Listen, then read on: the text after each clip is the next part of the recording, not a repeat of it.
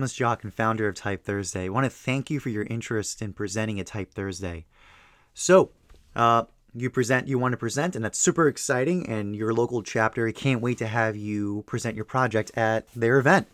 But we found from experience in over 5 years of doing TypeThursday that there is really some good key points to take in mind to get the best experience at TypeThursday for both yourself and for the community.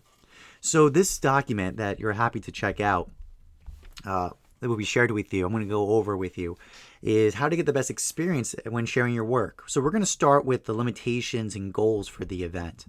The first thing is, remember, you have 5 minutes to share your work, and you're going to be projecting your work either online or in a physical event to usually an attendance of about 50 attendees, sometimes less, sometimes more, but definitely more than a couple of people. So what that means is we have to keep in mind the goals. So we want to make sure that you want to make yourself known to the community. You got a bunch of people in the room who may not know you, and this is a great chance to get yourself some profile and put yourself out there. That's one of the reasons why TypeThursday exists, to make sure people who are in transition are given the opportunity to be seen in themselves and their work. We also want to improve your work with constructive feedback. The reason why you're showing your work in development is because this is a chance for you to get feedback and perspectives that you may not get if you're just working on it for yourself. And also, you might by having these conversations, consider new possibilities you didn't even think about your project. That definitely happens at TypeThursday events when you go with the right mindset. So with those considerations in mind, let's go over how to get the best experience at TypeThursday.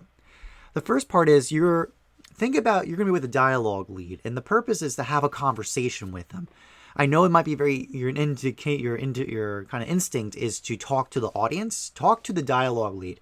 Even if you're doing Zoom and you're showing over a screen, you should think about you're showing this to one person, but there happens to be an audience watching as well. The reason why is because we want to create a very casual feeling. And expect to, give some pauses in there for your dialogue lead to ask some questions to you, ask some clarification points. Kind of think of you're having a kind of banter with the dialogue lead. It creates a very different feeling of conversation versus just talking to the audience in a presentation deck. And don't worry, the dialogue lead is there to make sure that you feel safe and understood as you're working on the project. Be sure to share only one project. You have 5 minutes, and to get really effective feedback and to really kind of dig into a project, just show one. I think it's the best way to think about it. Now, you can have multiple directions for that one project, but just one project is definitely sufficient for a 5-minute presentation part or show and tell section. Be sure to show your work in a landscape format, because you're going to be showing this on a screen, either on a projector screen or on a Zoom screen. So as a result, landscape is the best way to move forward. And when you do present, when you first come to the audience, give a quick summary of yourself. Take one slide to just say who you are and where you're coming from. Add some social media handles so we can follow you, right? So we can stay in contact with you after the event. Which is the next thing I was going to say. Include your social handles, right? You're in front of all these people, and to be given this opportunity to be seen for who you are and what you do. Be sure to add your socials, right, at the beginning and at the end, so that people have an opportunity to follow you on Instagram or whatever platform you prefer. When you are presenting, be sure to come with questions. The best experience in TypeThursday is when you have questions, either in your project or what to do with your project or how to get started with your project.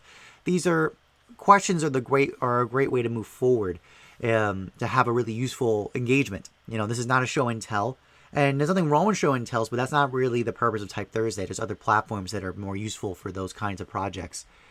If you don't have an effective question or a question to really think about, the audience really can't help you very much. What's the point of talking in front of them?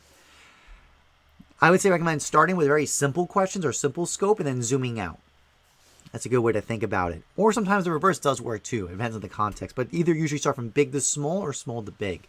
And whenever you do frame a question, be sure to have options. Think about, label your options. Like, I'm thinking about making this lockup or that lockup. Option A, option B, for example.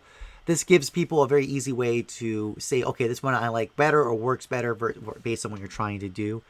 Make sure your images are high resolution. Don't make sure they're not pixelated or in that sense, but also make sure they're not vanity shots. Like, we're here to actually, like, there's no judgment. We're just here to help improve your work.